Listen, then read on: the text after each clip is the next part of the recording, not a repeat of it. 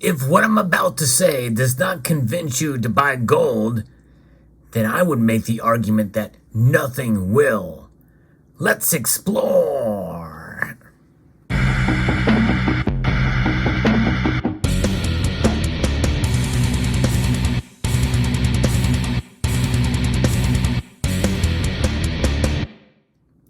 Gold. We know it's a store of value. We know it's pretty. It's nice to look at. We know it's rare. There's a lot of different aspects of gold and arguments that you can make for purchasing gold. I've made them before on this channel ad nauseum, time and time again. But in this video, we're going to zoom in a little bit on gold and take an intimate look at the metal and how it will be revaluated. And that revaluation could be coming soon. And that is not necessarily the reason why you should buy gold, but I'm going to be talking about how it's related to its true value. Because value is something very different than price, as you've heard me talk about on this channel time and time again. And a lot of that can be illustrated utilizing what's known as Exeter's pyramid.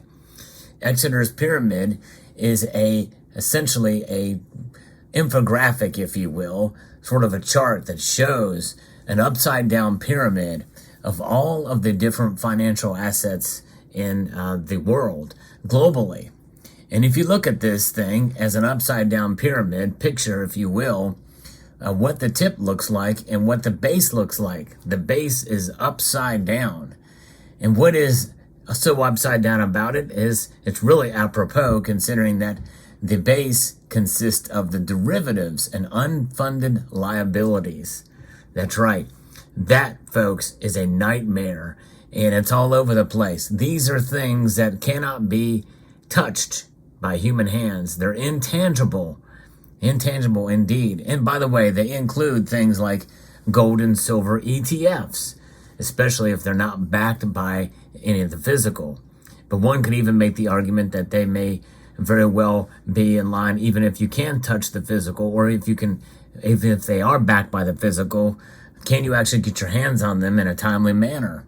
And what are the hoops you have to jump through to get the physical? Nonetheless, unfunded liabilities and derivatives, that accounts for $3 quadrillion. Yeah, I'm going to hit you with that number right now. Think of all of that. All of those derivatives and unfunded liabilities, $3 quadrillion. It's an inconceivable number. We can barely make sense of what $1 trillion is. By the way, that's the debt. That's what we borrowed within a week here in the United States alone. So when you think about that, and you think about the debt and the derivatives and unfunded liabilities that we're talking about here, none of which is tangible, that means that they're just out there in thin air. It's the cohesive nature of what the Western world is about, essentially. And I am all about, quote, Western values, at least what they have told us in school, what Western values are, human rights, democratic type governments, representative elections, that type of thing.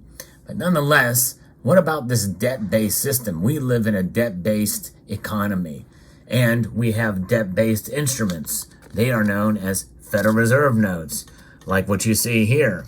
The Federal Reserve note is a tangible thing if it's in this cotton linen note here that you see here. It's tangible for what it is, but this thing is degrading each year by design by the Federal Reserve of 2%. Anything higher than that is unwanted inflation, because there's two different types of inflation: desirable inflation and undesirable inflation. Desirable inflation is not desirable at all for those of us who work.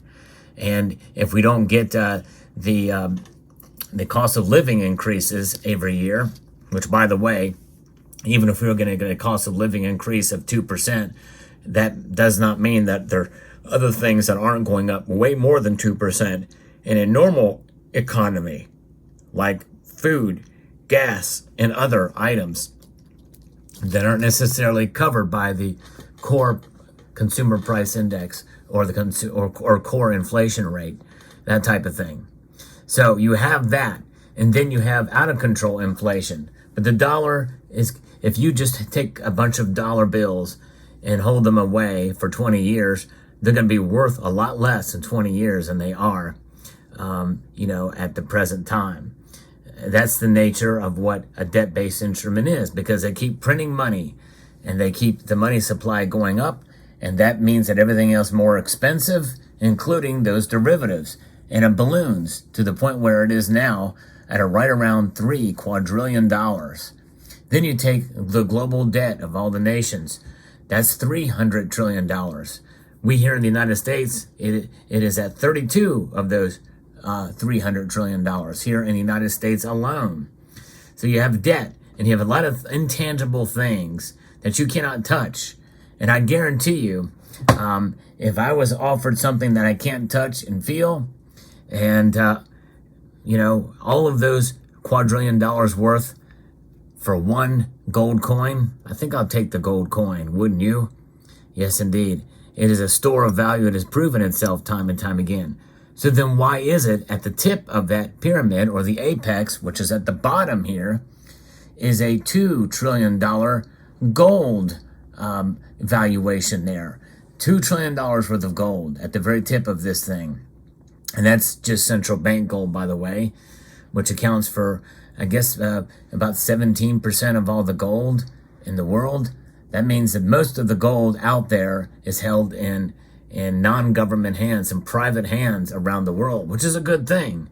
And this is why I believe it's good for us to be our own central bank, because sooner or later, there's going to be a revaluation coming. In fact, with the de-dollarization that we're starting to see really amp up here in 2023, but definitely was around in 2022 since the invasion of Ukraine.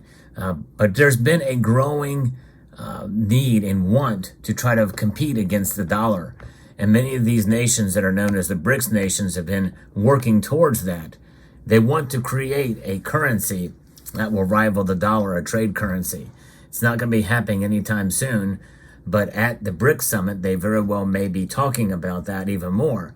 But what they may be discussing even more than that is gold, because gold is something that many of these nations have, and they have been accumulating it at a record pace in the last few years. And so with that being said, they very well could be reevaluated at one point in time, because if central banks hold gold, that means that gold is worth holding. Indeed. And that means that if they're going to be holding it, knowing that in the end, it's what true value is. True and honest value.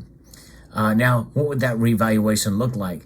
It's probably going to come after there's some sort of major event.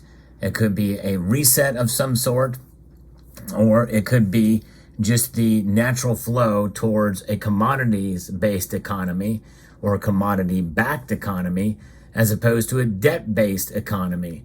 And sadly, we here in the West are all about a debt-based economy. We've become spoiled by derivatives and unfunded liabilities, and we see the manipulative factor of those types of things. And it's really starting to come to a head here as it's coming back to bite us all. And it's really making an effect here when we're seeing this inflation. But I think the next recession very well could be global, and there will be a reorganization, I think, at that point. And I think that a revaluation very well could occur. Now, gold here in the United States, we have the most, over 8,100 tons of the stuff, if you believe the official numbers. Some people don't believe that we actually have the gold because there's not been an actual audit since the 1950s. And even if there was an audit today, who would believe it with all the fake news that's out there?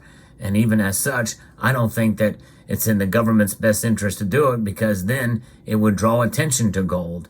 And even if we had all of that gold and we could prove it, that means that more and more people would wake up to what gold really is and start to accumulate more. As such here, especially in this community, the vast majority of folks do not believe that we have the gold.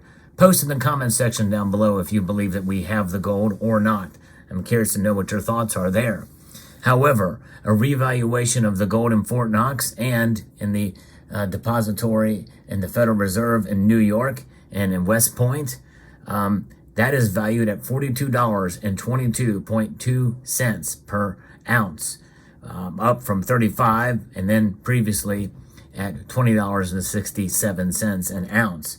That was back in the day when we actually had gold on our coins, or had, our money was made of gold, as per Article 1, Section 10 of the Constitution.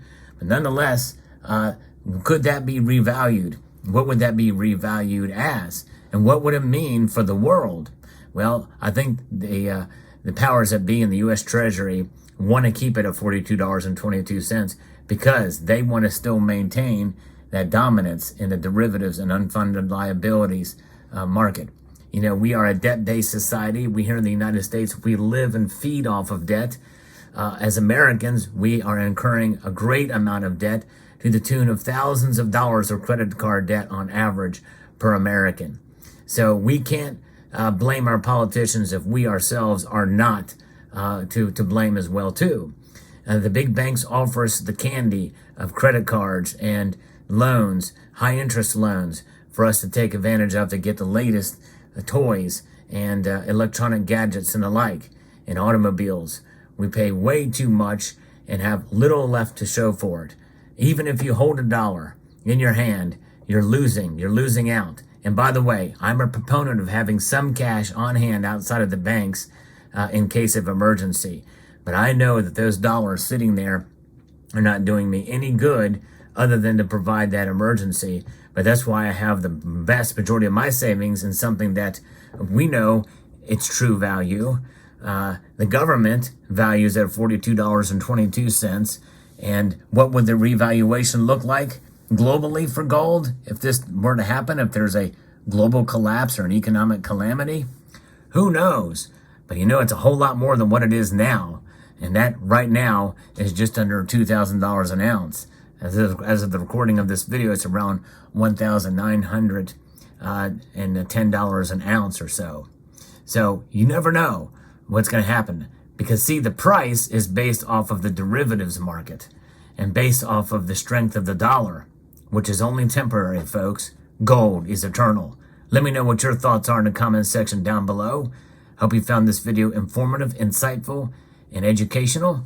And I would like to extend a multitude of gratitude to you all for watching and encourage you to please rate, share, comment, and subscribe.